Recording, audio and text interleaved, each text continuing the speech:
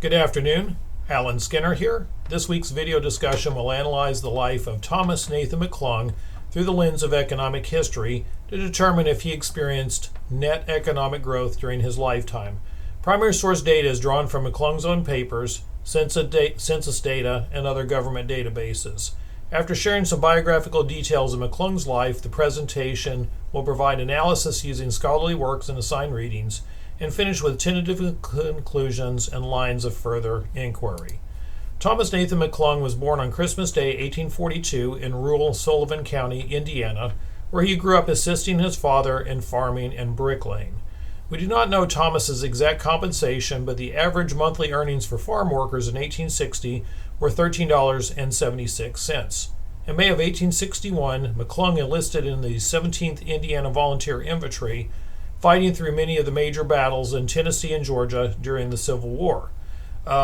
During most of his military career, Private Thomas drew $11 per month, and he ended up earning $13 per month as a corporal at the time of his discharge in 1865.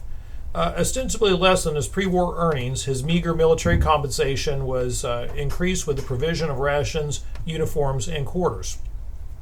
Although we can't know exactly how McClung divided his post-war working time between farming and bricklaying, it's reasonable to assume he experienced sustained growth from rising wages over the intervening years, an assumption based on analysis of available census data.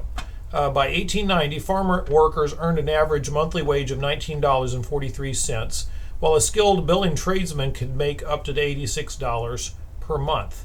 Around 1900, McClung moved to nearby Linton, Indiana, where he owned a mortgage-free home paid for by his trade as a, quote, mechanic. After some searching, I discovered the occupation of mechanic was commonly associated with coal mines, one of the major employers in Sullivan County. And according to 1900 census data, the regional average pay for mine mechanics ranged from $2.74 per day. So assuming Thomas was earning entry-level mechanic wages, his monthly salary could be as high as $108.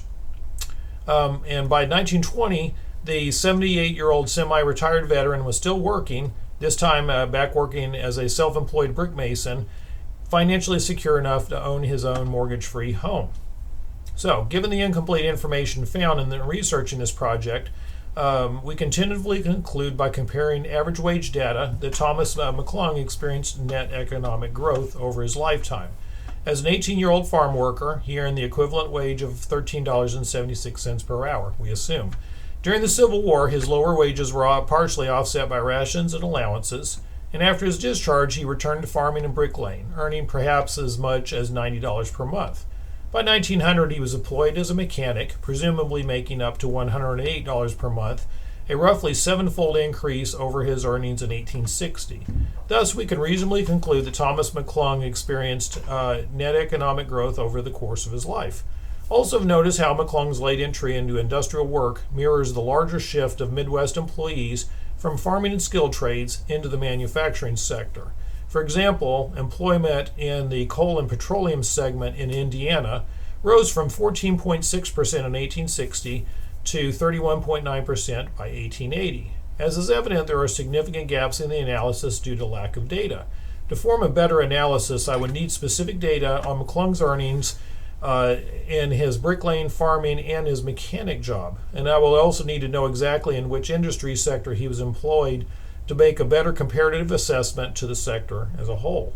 Another gauge of growth could be comparing the net value of his property. Did the value increase or decrease over time? And to obtain such information, I would need to access county tax records to assess valuation of the home over time. Thanks for listening to my video today. Feel free to reply with comments and questions. Thank you.